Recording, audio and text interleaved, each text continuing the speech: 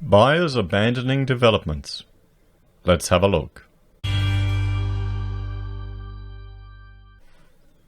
Hello everyone, Florian.Heise here, and welcome to another episode of HeiseSays.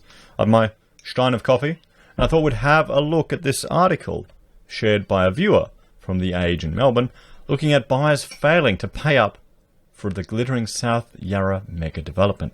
Now this is for the LK Tower, also known as Capital Grand, and you can see some images here that I just found on Google, so it's quite a beautiful building. Some of the stats of it: it was designed by Bates Smart. This is from the Skyscraper Centre.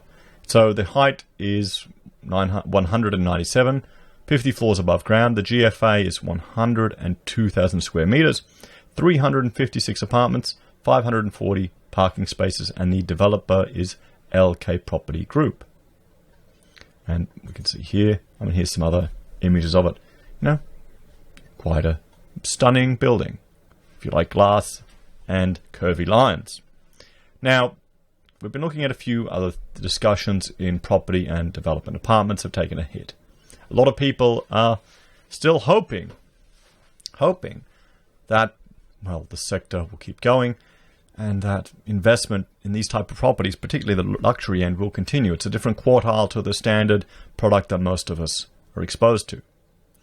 Now, here's the question. How much of this is driven by foreign investment? How many people, or how much hope is Mirvac putting, who are still pushing ahead with all their projects like we saw in another video, that this demand will continue for this type of product? Whereas unemployment is down, consumer confidence is down, international travel has ground to a halt. So let's have a look here at why these buyers are failing to pay up. Property tycoon and National Basketball League owner Larry Kesselman has resorted to Supreme Court action to claw back millions of dollars from investors who failed to pay up for luxury apartments inside one of Melbourne's most high-profile developments.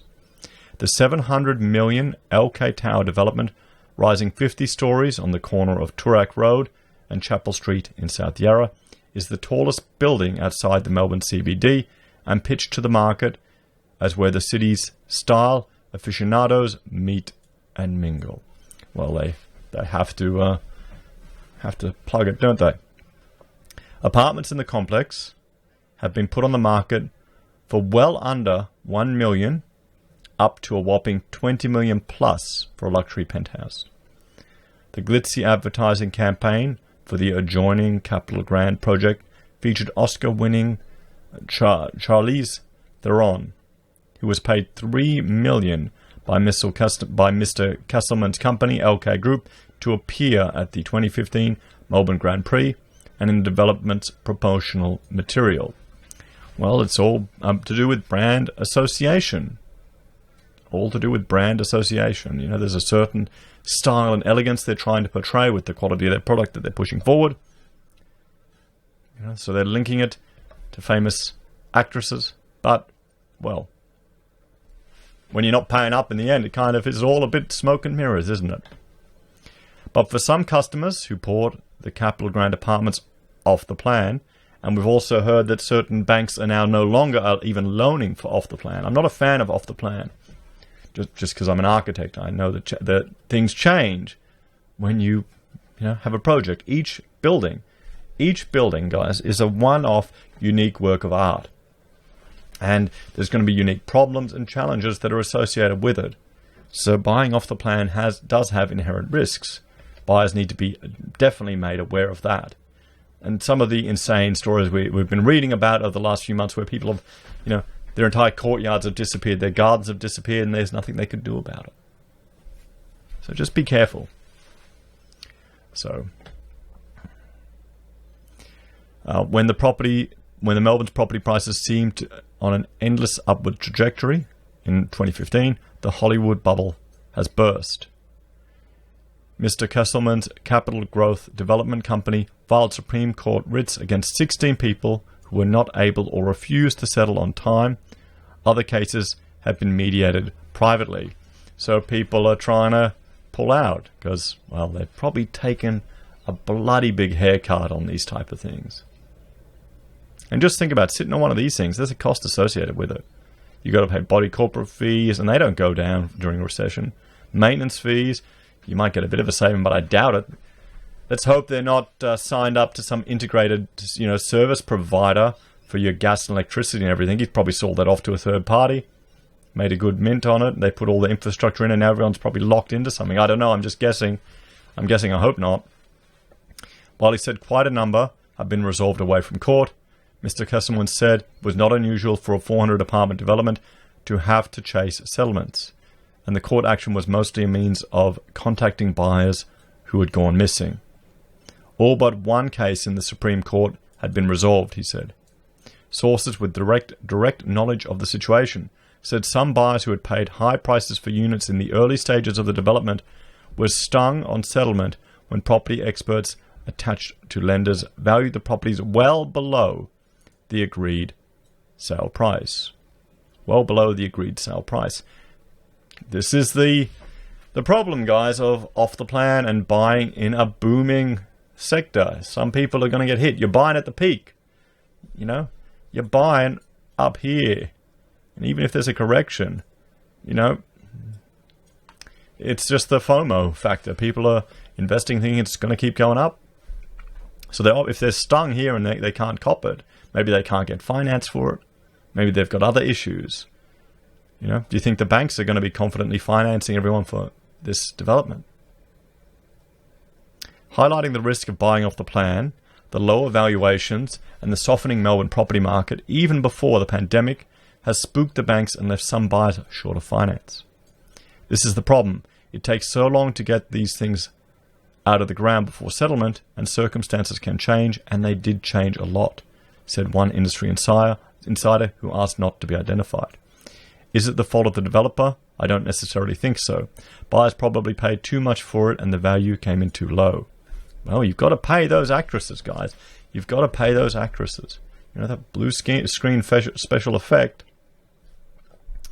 Mr. Kesselman said the valuations for the complex had generally been close to the contract value, with some slipping 5% or an odd 10%. I don't believe that. I don't believe it. But then again, sometimes we don't know why people can't settle. Sometimes people are unresponsive, he said. I don't think it's so much about the valuations. I think it's more what's happening between them and their banks. That's everything to do with the valuations. That is what the bank based their decision on. But you've got to have a positive spin. He's a salesman. He's got a product to push. I understand. I respect that. Even in good times, if you don't allow a 5 to 7% buffer in property values, that's a bit risky in my mind. Notice how we're getting more and more of these property spruikers and people in the industry now just talking about, you should allow for a 10% or 20% decline in your profit, even when on your property, even when you buy. Always have that much of a deposit or this. If they need a week or two extension, we obviously grant it because I understand they may be in a tough bind. And there's a few clients where all we want is to have a conversation with them. If our conveyancing people have been chasing them up and they're not responding, then we need to file something in court to bring them to a conversation. And, well, that makes a lot of sense. Some people will just have their head in the sand. It's beautiful images here. This is the thing. This is a fantasy scene. I can't imagine, the work needed to keep it that clean and orderly, particularly with children. I'm just not living that life. We've sacrificed everything at a lower level for the kids. They play and they learn. That's why our backyard has got piles of timber they build with and play with. Different world. You wouldn't even have a backyard here. Court documents showed at least one person is taking counteraction in the Supreme Court by arguing the size of their completed apartment was substantially and materially different to what they believed they were signing up to. There you go, and that does have an element of risk. Hao Tu Tin Lu also claimed the unit numbers were changed to include the numeral 4, an unlucky number in some cultures, and which would have been a deal breaker. Mr. Kesselman said all measures were to government standards, while the unit numbering was a matter for the local council. Apartment buyer Bao An Louis Tran who was among those embroiled in Supreme Court action after failing to settle on the unit, agreed to buy a 2-bedroom, 2-bathroom unit inside LK Tower with a car space and storage cage for $1.2 million in November 27. Nearly $1.3 million for a 2-bed, 2-bath and a storage cage. Bloody hell. The pocket-size 82.9 square meter apartment with an enclosed balcony, adding an extra 4 square meters, is now up for rent, asking $850 a week. Similar sized apartments in the development with the same bedroom, bathroom and car space count are on the market, asking between $900 and $1.1. Oh, only $1 million. Just under $1 million. Save that $1,000.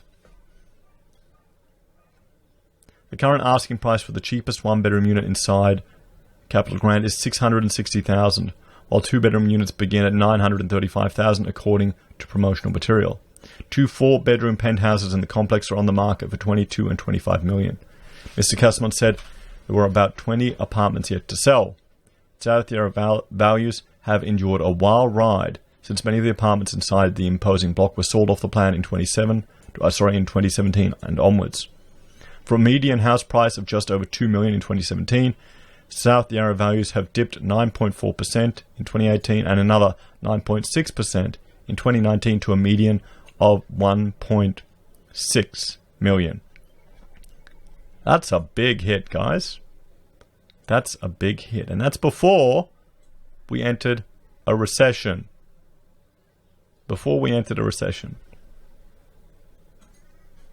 Apartment prices have been more stable, and the median unit price currently sits at $592, relatively flat on a 2013 median of $570. So if you bought it in 2013, you've made nothing, pretty much.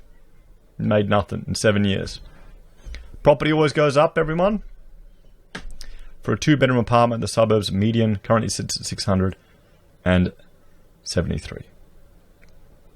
Mr. Kesselman said he was proud of the development, though it had not been without its trials, including needing to withdraw plans for a helipad after widespread objections. He said there was still minor work happening on some of the more high-end apartments, and admitted he expected the project to be completely finished by now. That always happens. Their biggest disappointment, he said, was the delay in opening all of the retail spaces, which would now go beyond June. So there you have it, guys. Some interesting developments on a very high-end luxury project in Melbourne. This is foreshadowing what could happen in other parts of the market. People are still arguing that our little suburban dog boxes are going to keep going up, up, and up, and up. We'll have to see, guys. We'll have to see. I think there'll be more calls coming from government to try and keep this bubble going every way they can. As always, thank you for watching. Please let me know your thoughts and opinions in the comments below. Like, share, and subscribe to the channel. If you're a fan and you want to support us, there are a few ways you can. You can join the channel on YouTube or Patreon. You can support us via our affiliate links at Amazon or eBay. You can send us gold from Gold Pass at the Perth Mint, buy our merch from HeiseSays, or support us via PayPal. Take care, guys. I'll see you in the next video.